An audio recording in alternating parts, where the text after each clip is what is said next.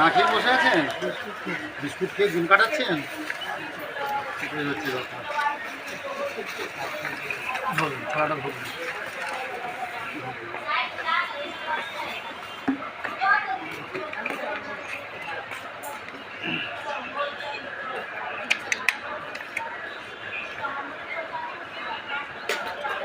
গ্যাসের জন্য রান্না আনতে পারছি না, বুঝতে পেরেছেন?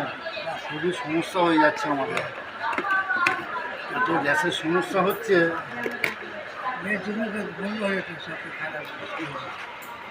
আমি ডিমের তরকারি আর এই করে নিয়ে এসেছি, খান আর কী করবো। একটু শুক্ত আছে, ঠিক আছে, গরম পড়েছে তো একদম শুক্ত একটু খান।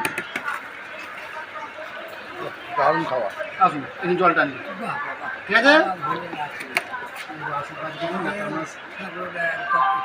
ভালো থাকবেন, হ্যাঁ?